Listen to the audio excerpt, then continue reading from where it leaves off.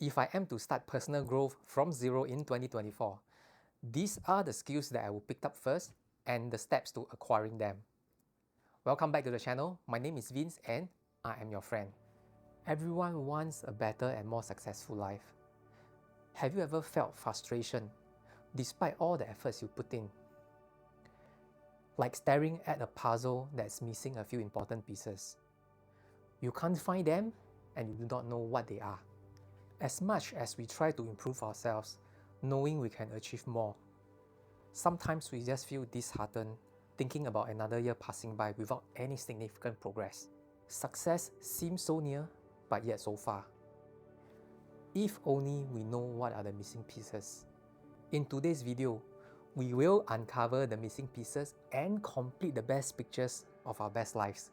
These 3 life-changing skills are the keys that will help us unlock the life we've always hoped for and more.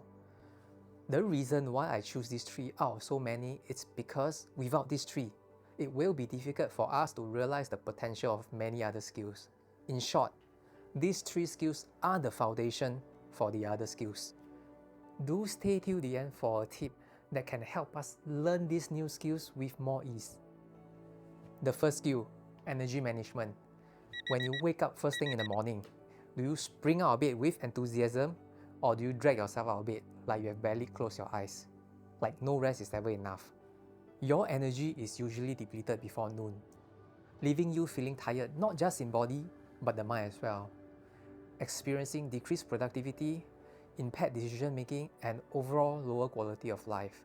I am certain we've encountered all this, at least I know I have, and still do at times. You may already know that it is due to us not managing our energy effectively. And by this, I do not mean just sleeping more hours. It is more than that. I have categorized these energy vampires into 2 categories, external and internal. Let us start at the first external factor, toxic environment and relationship.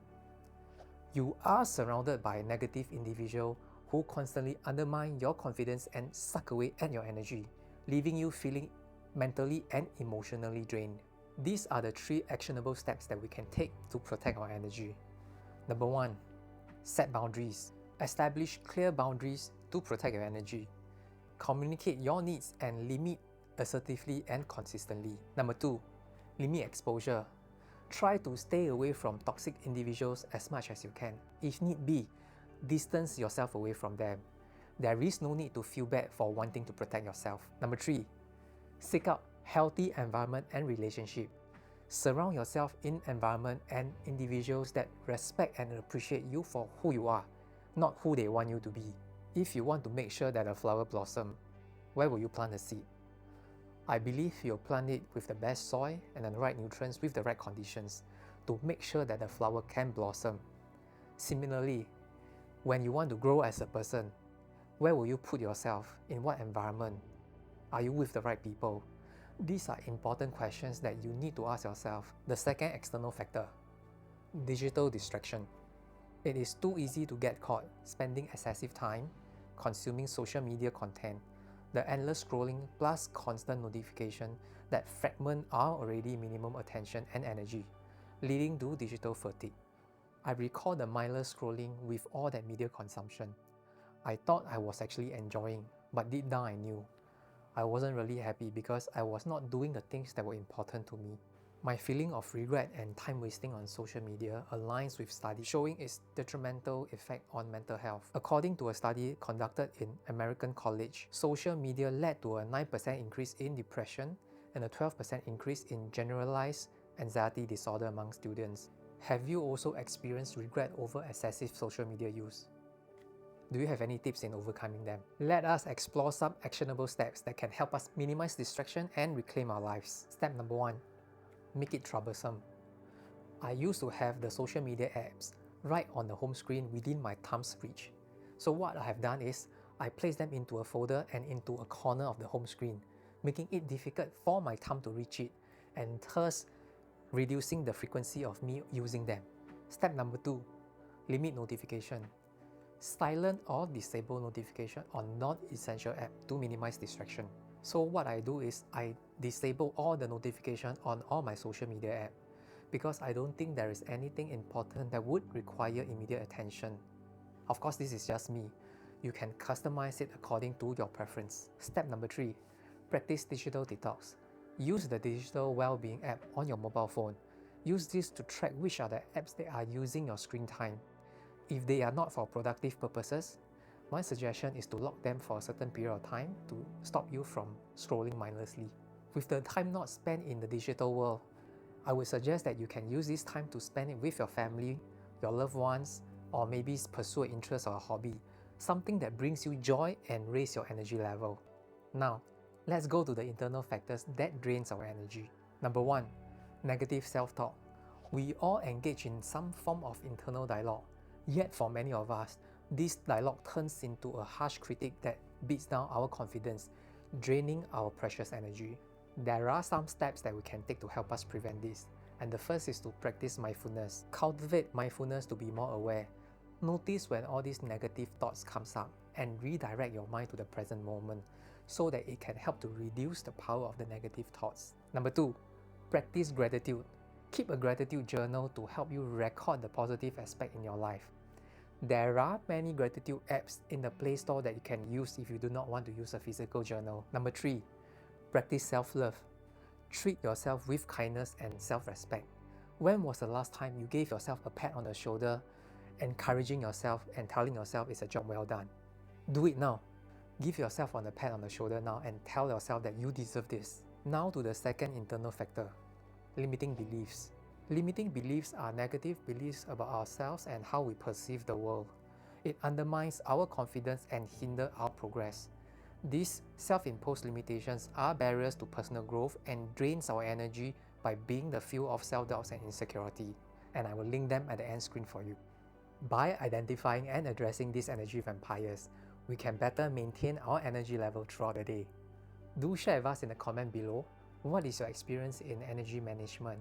Did you experience one or more of the above, and how did you overcome them? With that, we have finished the first skill. Now let's go on to the second skill. The second skill is decision making. The quality of our life is determined by the quality of our decisions.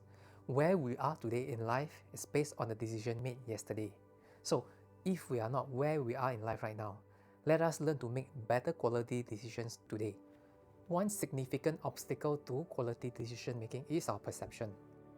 We see fear and pain in wanting to try something new, prioritizing short-term benefit versus long-term gains. Furthermore, our brain is wired to conserve energy, which will also influence our decision-making process. For example, when losing weight, between choosing that healthy meal and that unhealthy burger, which we know will disrupt our weight management progress, we can't help but tend to choose that burger because of short-term comfort. Confirmation bias is also another factor that will distort our judgment and leads to irrational decision.